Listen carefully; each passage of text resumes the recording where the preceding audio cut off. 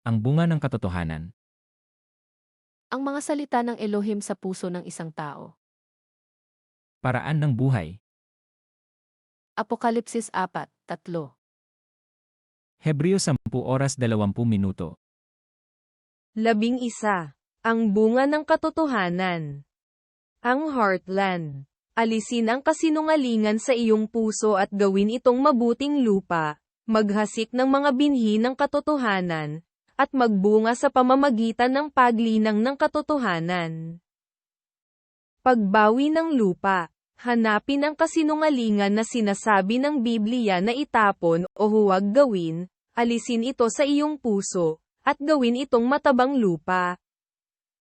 Pagtatanim ng mga binhi ng katotohanan. Hanapin ang katotohanan na sinasabi ng Biblia na panatilihin, at itanim ang binhi ng katotohanan sa pusong bukid na gawa sa matabang lupa, linangin ito at magbunga ng katotohanan. Ang bunga ng katotohanan. Ang bunga ng katotohanan. Proyek. 1. Proyek, itapon mo. 2. Proyek, wag na. 3. Proyek, panatilihin ito. 4. Proyek, gawin mo. IV. Proyek, gawin mo. Alisin ang kasinungalingan sa iyong puso at gawin itong mabuting lupa. Paraan ng buhay. Apokalipsis 4:3. Hebreo 10:20.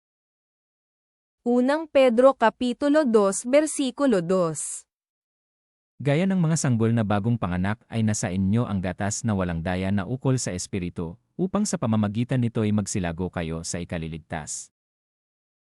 Gaya ng sanggol, kayo'y manabik sa gatas na espiritual upang umunlad sa pananampalataya hanggang kamtan ang ganap na kaligtasan.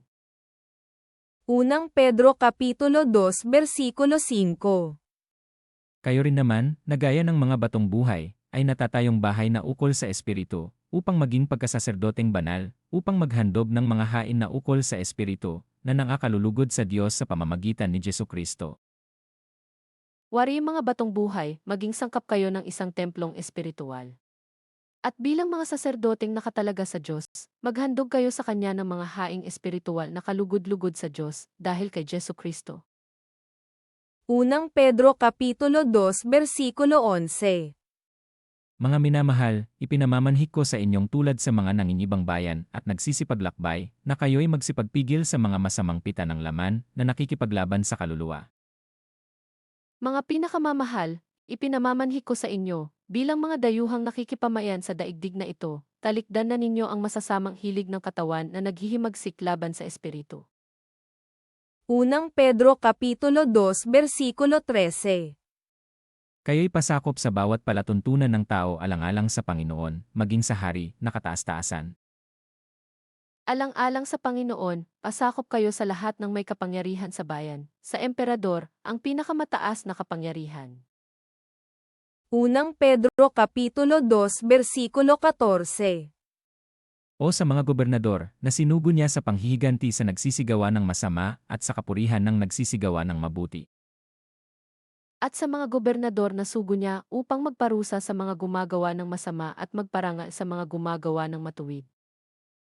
Unang Pedro Kapitulo 2 Versikulo 16.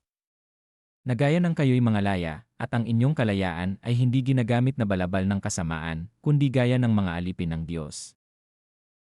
Kayo'y malaya, subalit ang kalaya ay huwag ninyong gagawing dahilan sa paggawa ng masama, kundi mamuhay kayo bilang mga alipin ng Diyos. Unang Pedro Kapitulo 2 Versikulo 17. Igalang ninyo ang lahat ng mga tao. Ibigin niyo ang pagkakapatiran. Makatakot kayo sa Diyos. Igalang ninyo ang hari. Igalang ninyo ang lahat ng tao at mahalin ang mga kapatid kay Kristo. Mamuhay kayong may takot sa Diyos at may paggalang sa emperador. Tularan ang paghihirap ni Kristo. Unang Pedro Kapitulo 2 Versikulo 18.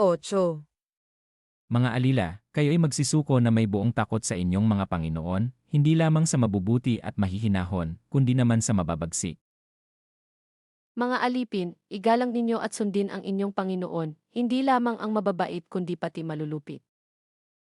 Unang Pedro Kapitulo 3 Versikulo 1. Gayon din naman, kayong mga asawang babae, pasakop kayo sa inyong sari-sariling asawa, upang, kung ang ilan ay hindi tumalima sa salita, ay mga hikayat ng walang salita sa pamamagitan ng ugali ng kanikanyang asawang babae. Sa mga mag-asawa at kayong mga babae, pasakop kayo sa inyo-inyong asawa. At kung hindi pa naniniwala sa salita ng Diyos ang sinuman sa kanila, mahihikayat din silang sumampalataya dahil sa inyong magandang asal. Hindi na kayo kailangang magpaliwanag sa kanila. Unang Pedro Kapitulo 3 Versikulo 4. Kundi ang pagkataong natatago sa puso na may damit na walang kasiraan ng espiritong maamo at payapa, na may malaking halaga sa paningin ng Diyos.